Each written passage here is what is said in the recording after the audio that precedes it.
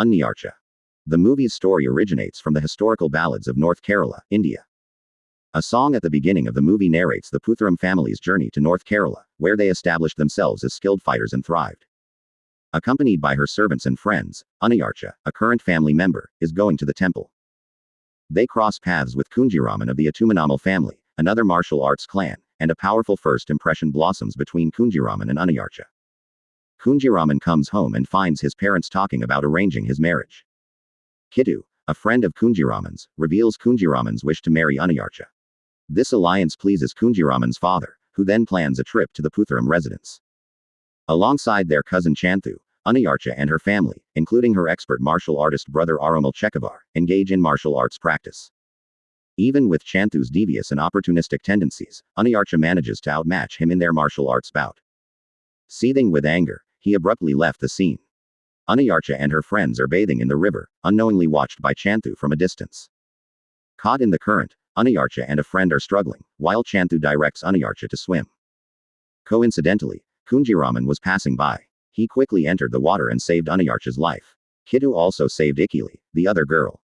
Kunjiraman's act of helping Unniyarcha clean herself is seen by Chanthu, who reacts with anger. Disliking the intimacy of Kunjiraman's assistance, Chanthu began a fight. Unniyarcha halted the conflict, and Chanthu, after a verbal outburst, left in a rage. Kunjiraman assures Unniyarcha of a future rendezvous, and she proceeds to leave. Chanthu wished to marry Unniyarcha, following custom. But Unniyarcha was not interested, disliking his nature and drawn to Kunjiraman instead.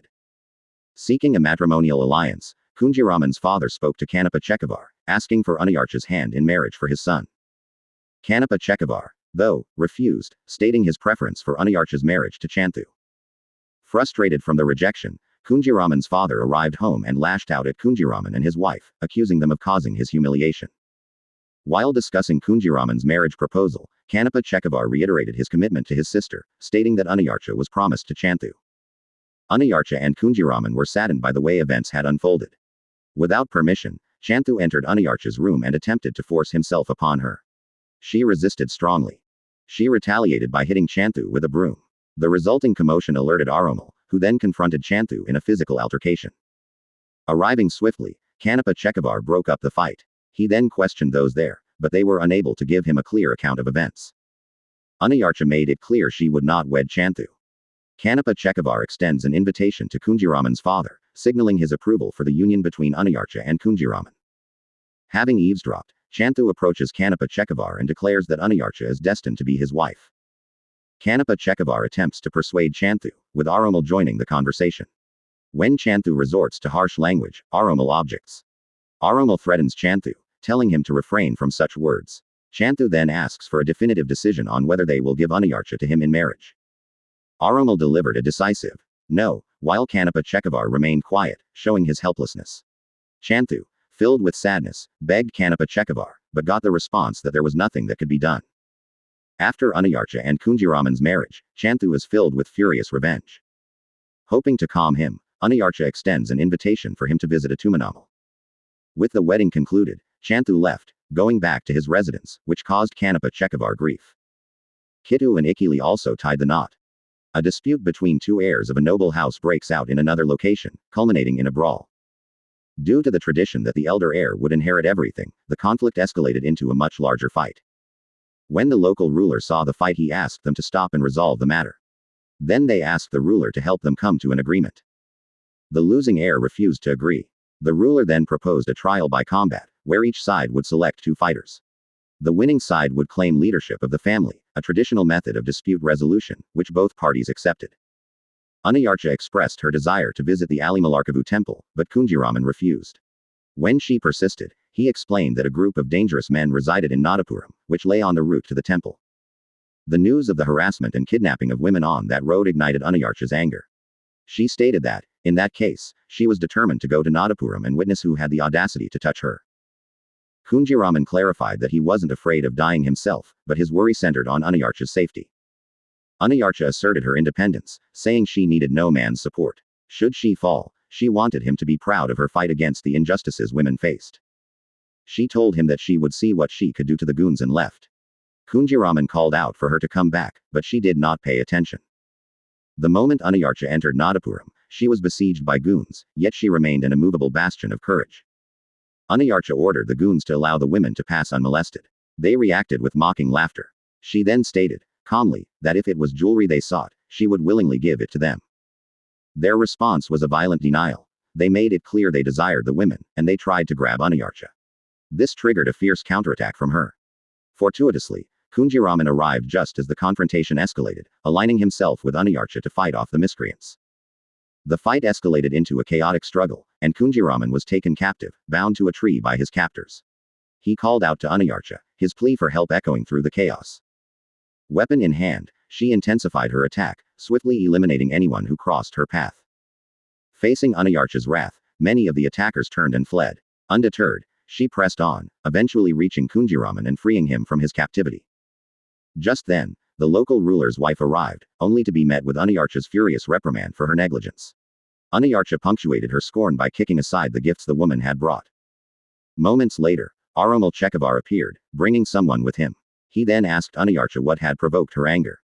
Aniyarcha expressed her frustration about the gang and its leader infesting the area. To her surprise, Aromal laughed and introduced her to the very leader, whom he had already apprehended.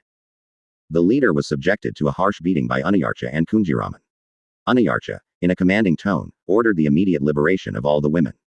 The leader, in a rush to avoid further punishment, agreed and ran away. The quiet of her sleep was shattered by the sound of her name, a dark echo in the stillness. Aniyarcha stirred, her eyes finding Chanthu, a figure that promised only trouble. The unexpected sight of him in her private chamber at that hour sent a jolt of surprise through her. She inquired what reason brought him there, her voice betraying her shock. Chanthu claimed he was there because she had asked him to come. Aniyarcha replied that she had requested a visit as a cousin, and nothing else. She urgently warned him to leave, or Kunjiraman would be called. He then made a move to grab her. Alerted by the commotion, Kunjiraman arrived in the room and battled Chanthu. Chanthu then made his escape. The air crackled with unspoken tension as a man, his inheritance hanging in the balance, presented Aringodar Chekevar with a weighty proposition.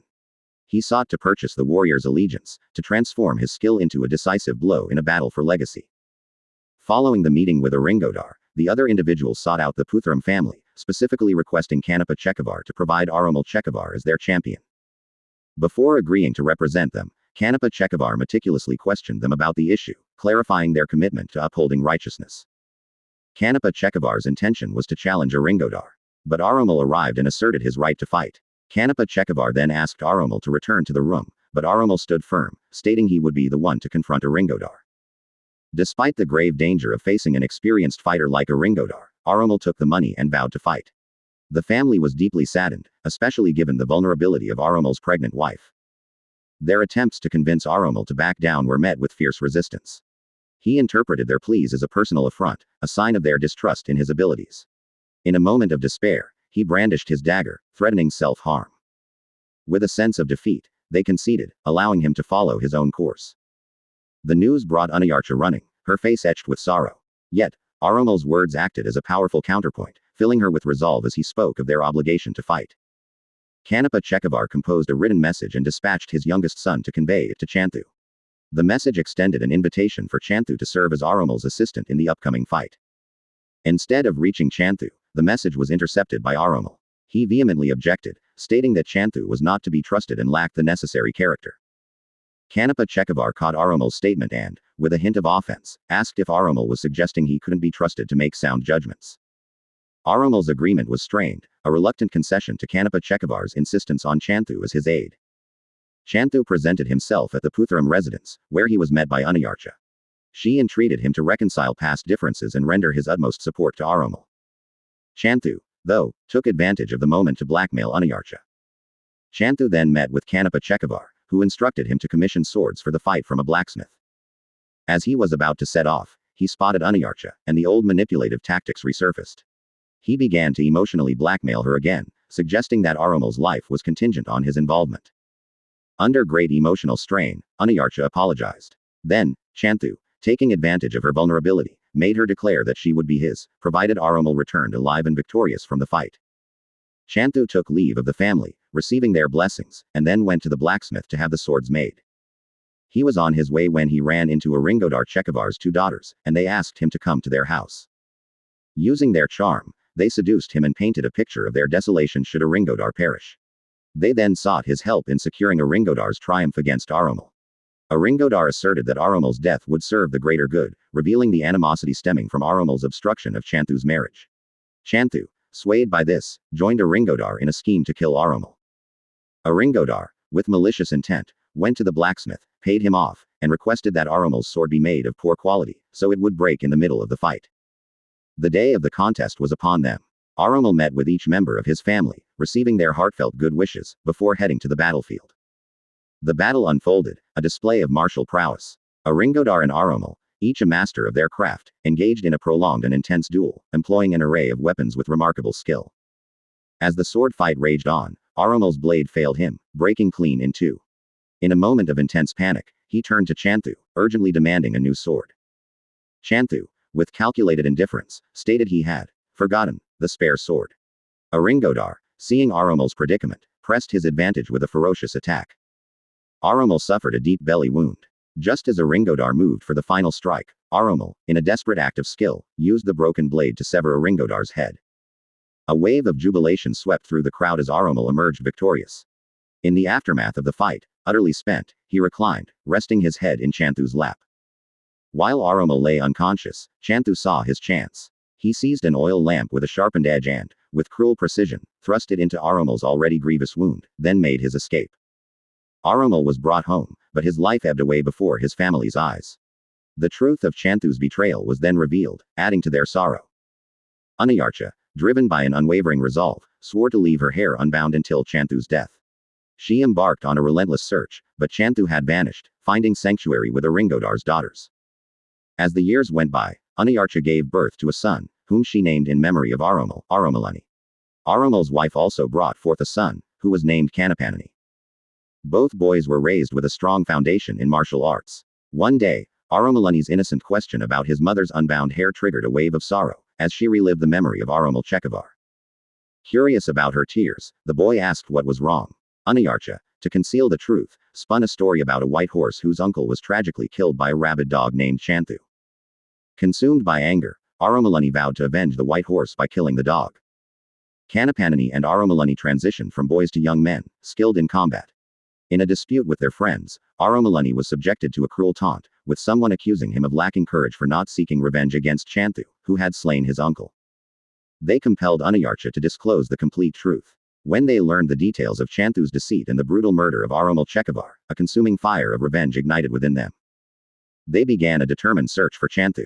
When they eventually located him, a fierce battle ensued, culminating in Chanthu's decapitation. They carried Chanthu's head to the Puthuram household, where the family erupted in celebration at the fulfillment of their vengeance. The boys were then bestowed with blessings from every member of the family.